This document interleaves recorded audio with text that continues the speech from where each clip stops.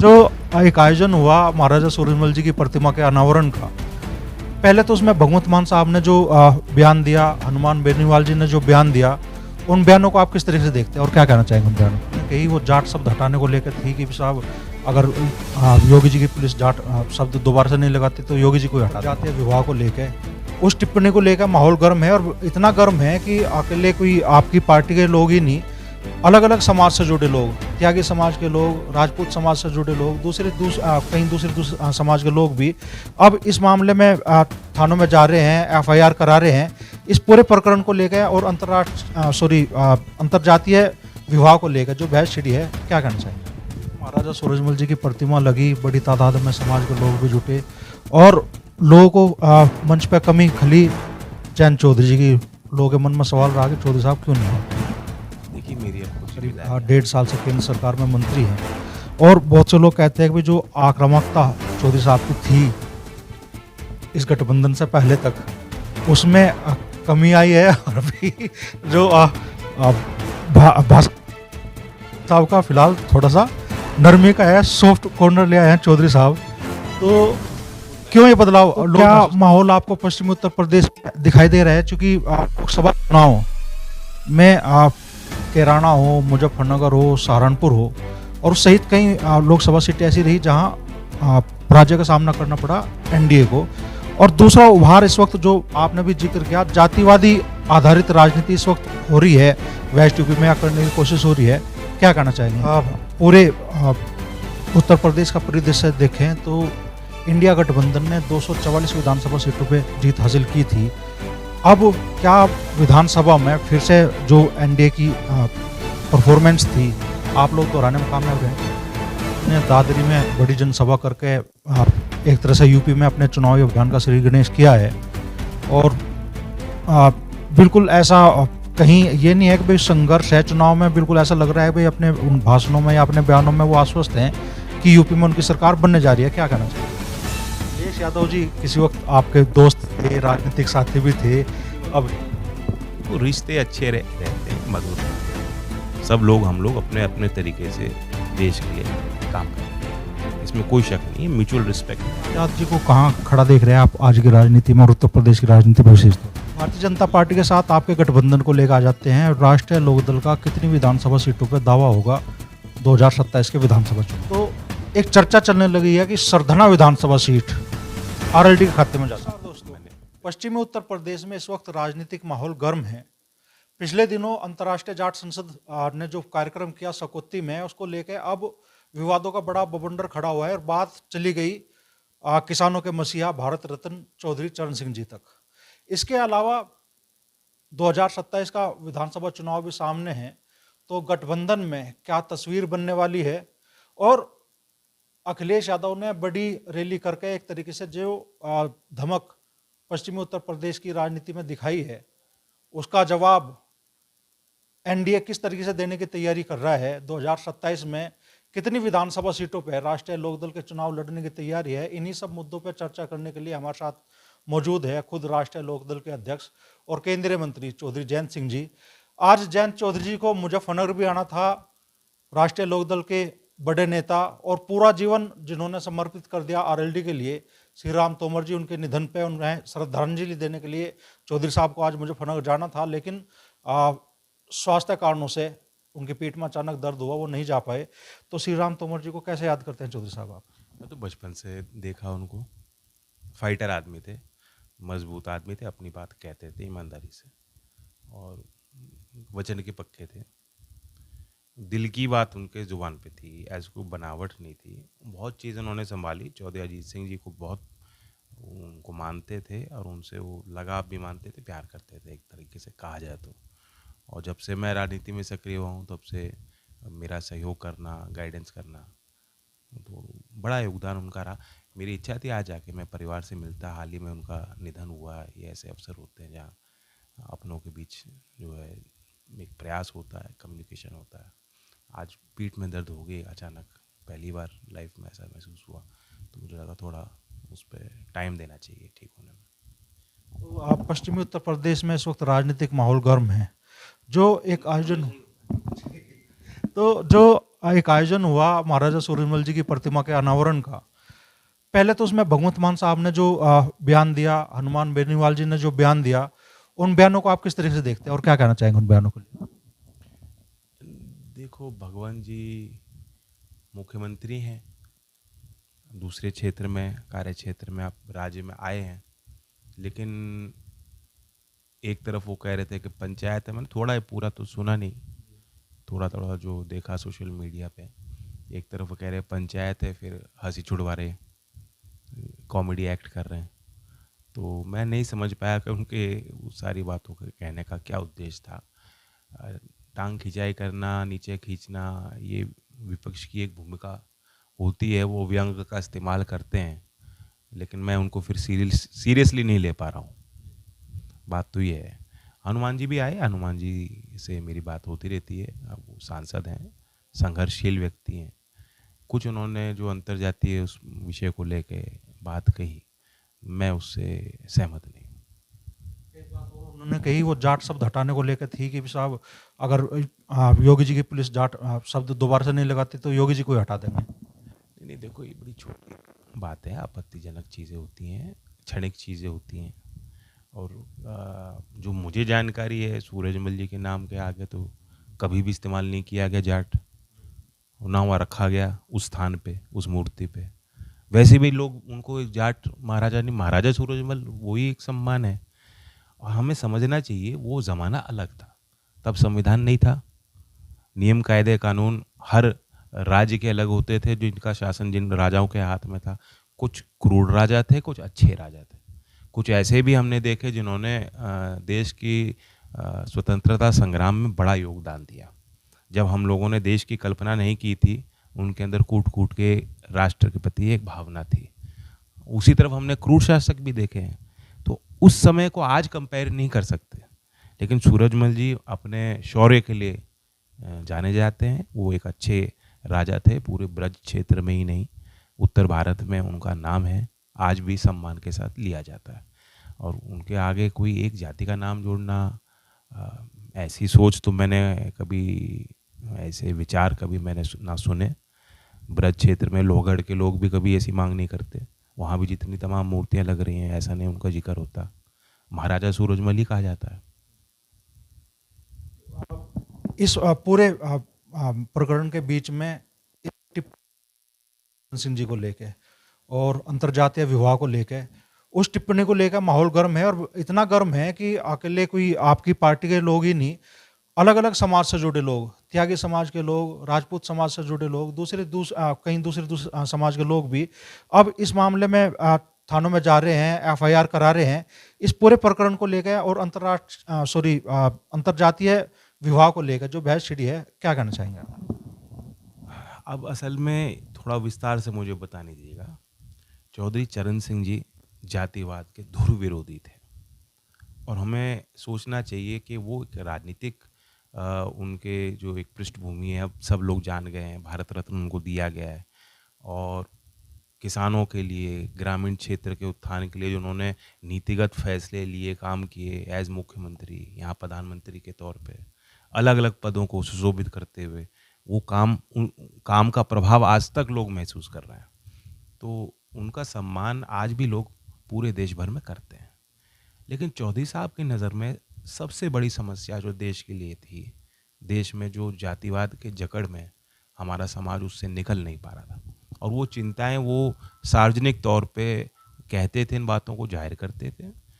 1954 में शायद उन्होंने नेहरू जी को चिट्ठी लिखी, और उन्होंने प्रस्ताव किया था कि गजेटेड नौकरियां जो क्वालिफ़िकेशन होती हैं, उसमें क्वालिफ़िकेशन ये भी रखी जाए कि जो व्यक्ति लिंग्विस्टिक, दूसरे भाषा बोलने वालों के या दूसरे जाति में अगर विवाह करेगा, अंतर्जातीय विवाह करेंगे, तो उनको हम वरीयता दें। तो उस सोच के पीछे आप सोचिए 1954 में समाज की क्या हालत थी। अब तो बहुत आधुनिकरण हो गया है, बहुत परिवर्तन होता है। न्यूक्लियर फैमिली की तरफ गाँव में भी आप देख रहे हो, मॉडर्निज्म का प्रभाव है। पुरानी प्रथाएं सामाजिक, और आज पुराने ढांचे, और आज दुनिया आसमान का अंतर आ गया। तो अगर कोई बात 1954 में उस प्रकार से कही जा सकती थी, क्योंकि उनके अंदर ये भावना थी कि जब एक विचार के लोग दूसरे विचार के लोग साथ मेल करेंगे, साथ बैठेंगे, साथ खाना खाएंगे, उनके रिश्ते और गहरे होंगे, एक दूसरे में को समझ पाएंगे, एक दूसरे का सम्मान करेंगे, तभी जाके जो जातीय आधार पे जो विध्वंसकारी एक सोच पैदा होती है, जिस कारण से चौधरी साहब ने नेहरू जी की चिट्ठी में उल्लेख किया, जो उन्होंने लिखी नेहरू जी को, कि यही कारण है कि अंग्रेज़ों ने हम पे राज किया था, ये हमारे बंटवारे।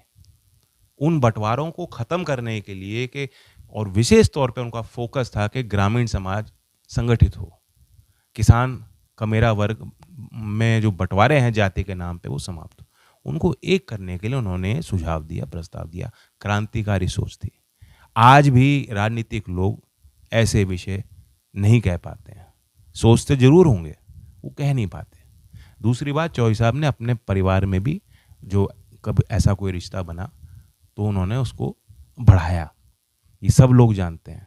और चौधरी साहब के उस शैली को देखते देखते देखते देखते इस कार्य क्षेत्र ने उनको वो आगे बढ़ाते गए। उनके विचारों से जो है सहमति है कि आज चौधरी साहब को इस प्रकार से सम्मान दिया जाता है और उसका प्रभाव भी पड़ा है समाज पे।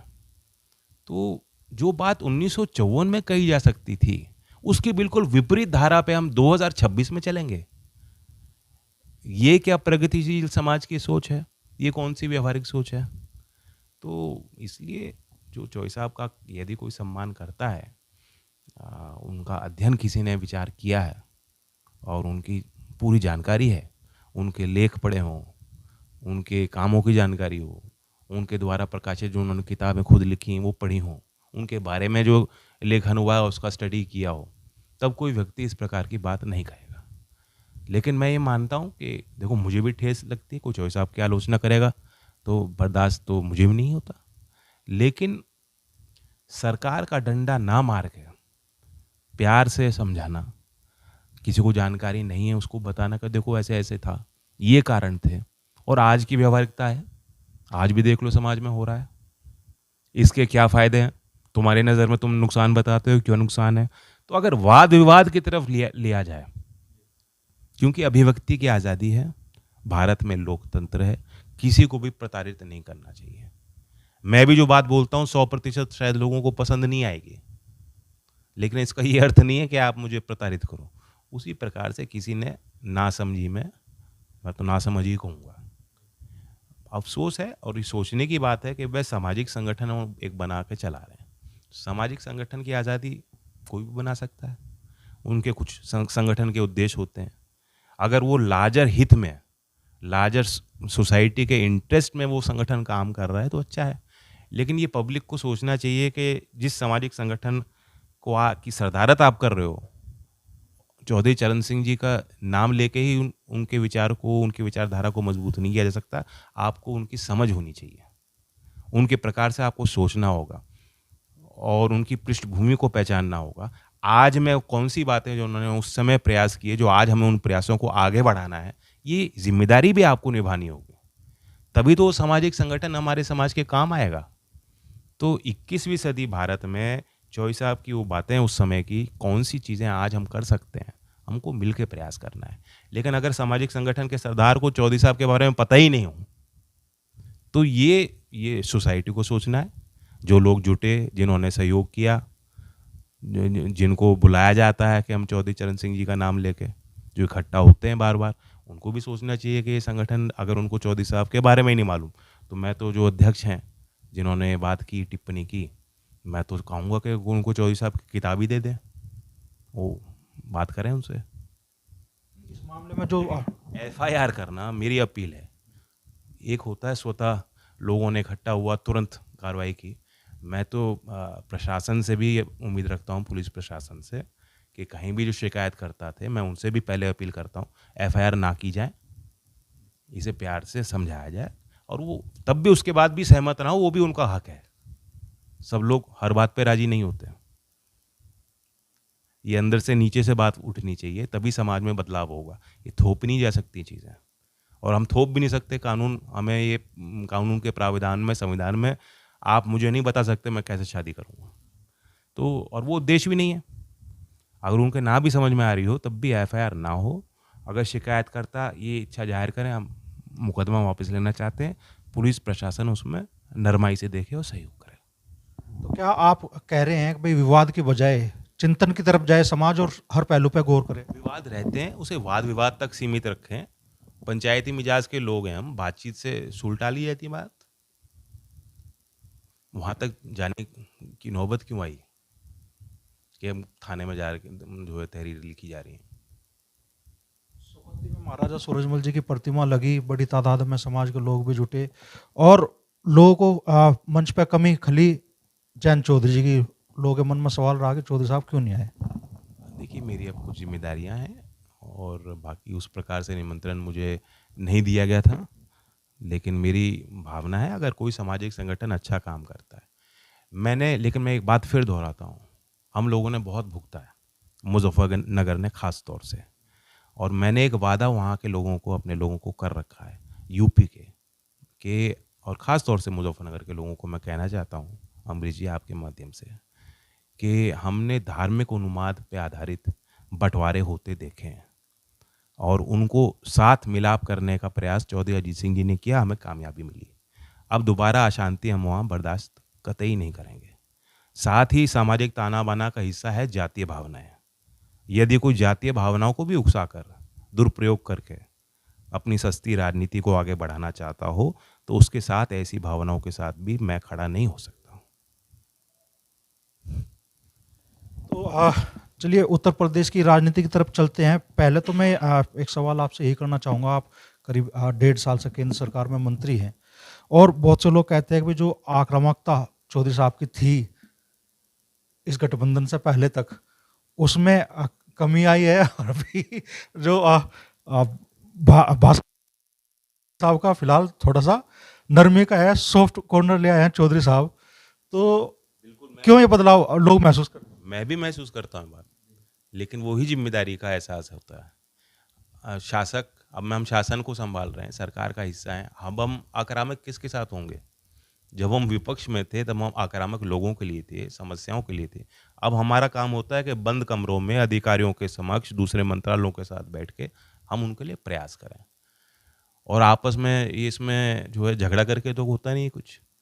हर एक उसका एक लॉजिक होता है, तो तरीके से ही काम होंगे। मुझे खुशी है कि सरकार में जब से लोकदल आई है, कि अच्छे कामों को हमने बढ़ावा दिया, अपने क्षेत्र के विकास को हमने बल दिया है, किसानों की समस्याओं को हम मेज पे लाए हैं, और मजबूती से सरकार एक होकर सभी घटक दल इस पर प्रयासरत हैं कि एक तो सबसे पहले भारत को विकसित बनाना है, और वो आधारित है नौजवानों की क्षमताओं पे। नौजवान, जो आप कह रहे थे, मुझसे पूछे थे जातियों के बारे में, नौजवानों को सोचना होगा। अब एक ही जाति आगे आधुनिक भारत में चलेगी कि आप पे कौशल है, आप शिक्षित हैं कि नहीं। अगर आप शिक्षित हैं तो आपकी जाति कामयाब होगी। अगर आप पे कौशल है, सामर्थ्य है, दक्षता है, तो आपकी मांग होगी, आप अपना काम भी कर सकते हो। और नहीं है तो आप कमज़ोर हो गए। ये सोच को आगे बढ़ाने के लिए मैं अब जब जाता हूँ, मैं अपना डायलॉग करता हूँ अपने लोगों से, समर्थकों से, कार्यकर्ताओं से, गांव में भी। तो ये मेरी मजबूरी है कि मैं उस ओर उनको लेने की कोशिश करूँ। अब विपक्ष के लोग तो सड़क पे बैठेंगे, धरना करेंगे, पंचायत करेंगे, यही लोकतंत्र है। थोड़ा सा राजनीति की तरफ भी चल लेते हैं सर। 2027 का विधानसभा चुनाव अब तो महीने ही शेष रह गए हैं, तो क्या माहौल आपको पश्चिमी उत्तर प्रदेश में दिखाई दे रहा है? चूंकि लोकसभा चुनाव में कैराना हो, मुजफ्फरनगर हो, सहारनपुर हो और सहित कई लोकसभा सीटें ऐसी रही जहां पराजय का सामना करना पड़ा एनडीए को। और दूसरा उभार इस वक्त जो आपने भी जिक्र किया, जातिवादी आधारित राजनीति इस वक्त हो रही है, वेस्ट यूपी में करने की कोशिश हो रही है। क्या कहना चाहेंगे?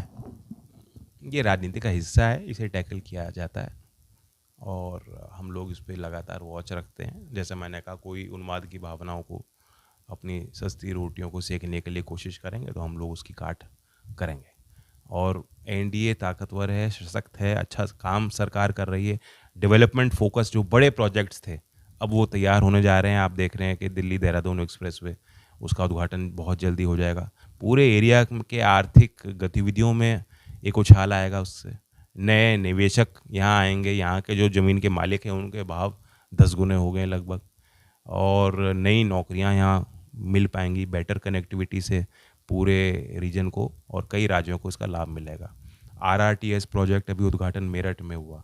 तो डेवलपमेंट फोकस सरकार का साफ है, और जो सरकार ने बल दिया, मुख्यमंत्री जी ने कोशिश की कि कानून व्यवस्था को आगे रख के सुधार दिखाया जाए, प्रदर्शित किया जाए, दुनिया के नज़र में उन चीज़ों को लाया जाए कि आज की यूपी और पहले की यूपी नहीं है। आप आइए, स्वागत है आपका, आपके लिए नीतियाँ बनाई जाएंगी, प्रोत्साहन दिया जाएगा, आप यहाँ कारखाने लगाइए, यहाँ उत्तर प्रदेश में निवेश कीजिए। ये जो एक प्रयास है वो उसको सफलता मिल रही है। तो एक बड़ा इशू डेवलपमेंट को लेके हम लोग चलेंगे, और मुझे पूरी उम्मीद है, क्योंकि चुनाव, हर चुनाव नया चुनाव होता है।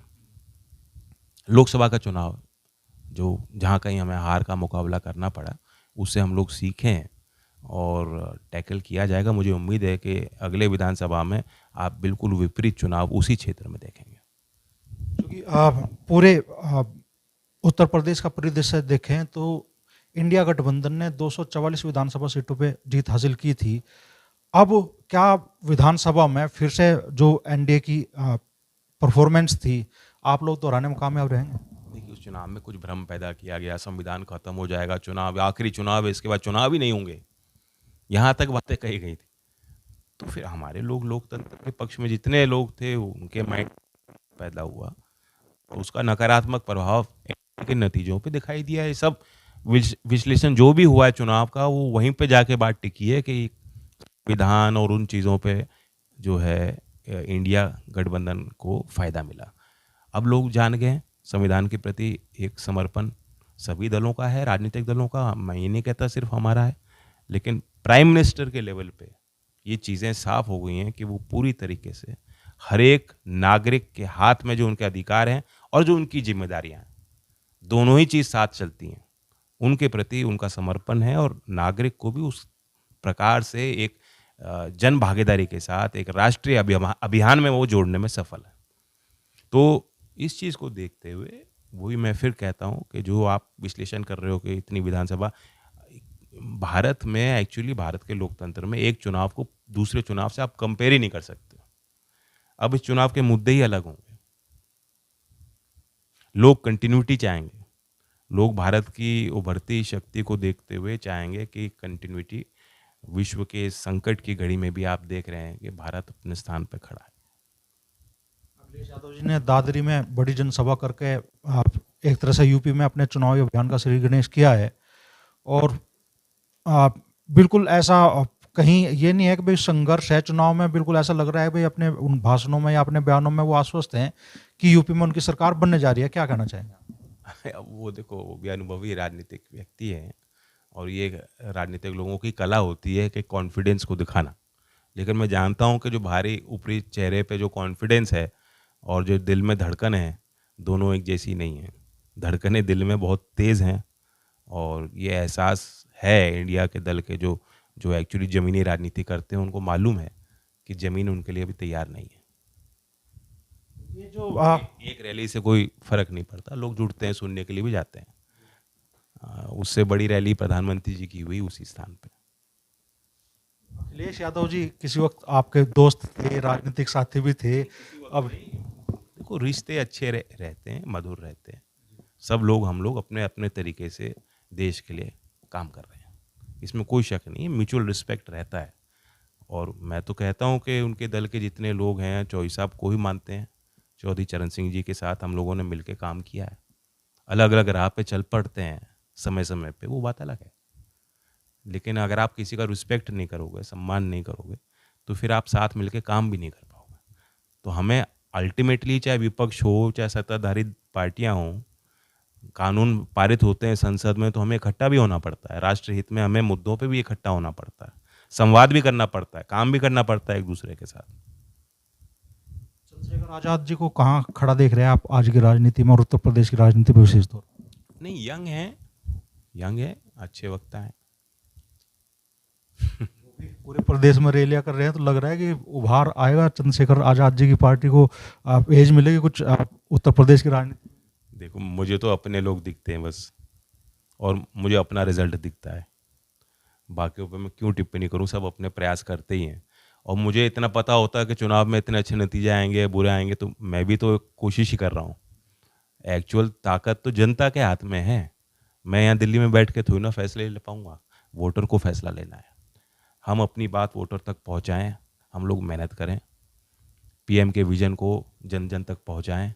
जो काम हुए हैं, यूपी किस प्रकार से बदल रहा है, तेज़ रफ्तार से विकास जो हो रहा है, उसको हम जनता तक उन बातों को बार बार रीएनफोर्स करें, तो और लोग हमारे साथ रहेंगे। अब आप भारतीय जनता पार्टी के साथ आपके गठबंधन को लेकर आ जाते हैं। राष्ट्रीय लोकदल का कितनी विधानसभा सीटों पर दावा होगा 2027 के विधानसभा चुनाव में? आपने एक दोस्ती की बात कही थी। राजनीति में किसी भी कार्य क्षेत्र में दोस्ती वहीं तक होती है कि आप सम्मान करें, लेकिन यहाँ आप अपना फ़ायदा भी देखेंगे, हम अपने दल का भी विस्तार चाहेंगे, लेकिन जब हम गठबंधन कर रहे हैं तो हमें कुछ चीज़ें भी जो हम सोच रहे हैं और जो सामने वाला सोच रहा हो 100% हर चीज़ में मेल नहीं होता, हमें भी कुछ चीज़ें सेक्रीफाइस करनी पड़ेंगी। ये हमारे वर्कर अच्छी तरह समझते हैं। एक लार्जर इंटरेस्ट में हम एनडीए के साथ आए। चौधरी चरण सिंह जी को भारत रत्न का सम्मान दिया गया, जो शायद लोग कभी सोच नहीं पा रहे थे कि ऐसा भी कभी हो पाएगा। कितना बड़ा अन्याय जो है किसान का मेरे वर्ग के साथ हो रहा था, देश के साथ हो रहा था, कि चौधरी चरण सिंह की शख्सियत को भी हम भारत रत्न नहीं दिला पा रहे थे। तो पीएम के विजन का हिस्सा है कि उनको तुरंत जो है सरकार ने भी उसमें रुचि ली और महामहिम राष्ट्रपति के हाथों वो सम्मान दिया गया, वो देशवासियों का सम्मान। तो इन सारी चीज़ों को अगर आप देखेंगे तो एनडीए को ही हम ताकत देने के लिए अपने लोगों को लगातार प्रेरित कर रहे हैं। मुझे पूरा कॉन्फिडेंस है कि बड़ी तादाद और संख्या में जिस प्रकार से हमारे दल के साथ भी लोग जुड़ रहे हैं, एनडीए के साथ जुड़ रहे हैं, कि हमारे रिजल्ट बहुत अच्छे होंगे। बाकी हमने सीटों की अभी बात नहीं करी है और एक यूनिफाइड विजन के साथ हमें काम करना है। सिंबल की हमें चिंता नहीं करनी, चाहे सिंबल हमारा हो, चाहे सिंबल अपना दल का हो, और भी घटक दल हमारे जो यूपी में हैं, सब मिलके काम करें। आप आरएलडी की अपनी तैयारी कितनी विधानसभा सीटों पे सर? तैयारी तो सब जगह करनी पड़ेगी ना। देखो, अगर आप आपके वहाँ कार्यकर्ता बिल्कुल घर ही बैठ जाएंगे तो फिर सामने वाला आपको जो है जहाँ वो मजबूत हों, अगर हम उनको वहाँ नहीं लड़ाएंगे तो जहाँ वो कमज़ोर हों वो हमें सीट क्यों देंगे? तो बिल्कुल तालमेल होकर एक होकर हमें चुनाव लड़ना है। तो सभी जगह जहाँ हमारे कार्यकर्ता हैं वो सहयोग करें और इन छोटी बातों से ऊपर उठ के आएँ और एनडीए को जिताएं। भारतीय जनता पार्टी में जिस तरीके से आपस में थोड़ा सा घमासान कुछ जगह दिखाई देने के लिए मिल रहा है, संगठन में भी और राजनीतिक स्तर पर भी, नेताओं के बीच में भी, तो एक चर्चा चलने लगी है कि सरधना विधानसभा सीट आरएलडी के खाते में जा सकती है। मैंने फिर बता रहा हूँ, कुछ चीज़ें मेरी प्लानिंग हो सकती हैं, अपने दलगत हम लोग बैठ के विचार करते हैं, कुछ स्टडी करते हैं, एनालाइज करते हैं, ग्राउंड सिचुएशन को असेस करते हैं, उसके बाद हम बात करेंगे। एनडीए के सभी नेतागण जो एक मेज पे बैठ के बात करेंगे, क्या हम उसमें क्या तस्वीर बना पाते हैं लोकदल के लिए, आरएलडी के लिए, और क्या एनडीए में हम तस्वीर बना पाते हैं विधानसभा की अगली। ये बहुत कुछ अभी तय होना बाकी है। आप एक सीट पे फोकस मत करो, और बाकी घर में भी बर्तन होते हैं तो थोड़ी आवाज़ तो चलती रहनी चाहिए। 2027 के विधानसभा चुनाव में खासतौर पर पश्चिम उत्तर प्रदेश की राजनीति में जयंत चौधरी क्या मैन भूमिका में होंगे और बीजेपी आरएलडी के साथ खड़ी होगी, या आरएलडी बीजेपी को मैन भूमिका देगी? क्योंकि लोगों की उम्मीदें बहुत, दो लोगों ने हाथ पकड़ा हुआ है, मंच पे हैं और एक दूसरे का हाथ उठा रहे हों, तो ये तो नहीं कहा जाता किसने किसका हाथ थामा। दोनों के हाथ में हाथ है और दोनों के कदम में कदम। सवाल मैं आपसे करना चाहूँगा चौधरी साहब, 2027 के विधानसभा चुनाव के बाद जयंत चौधरी क्या उत्तर प्रदेश में अपनी कोई बड़ी भूमिका देख रहे हैं, या जयंत चौधरी सेंटर की राजनीति करेंगे?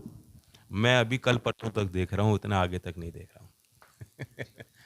तो हर विषय पे, हर मुद्दे पे चौधरी साहब ने आज खुलकर बात की, और शायद बहुत सारे सवाल जो पश्चिमी उत्तर प्रदेश के लोगों के मन में उमड़ते हैं, आज उनके जवाब उन्हें मिले होंगे। और ताज़ा जो घटनाक्रम हुए हैं उस पर भी जयंत चौधरी ने अपनी राय रखी है साफ साफ।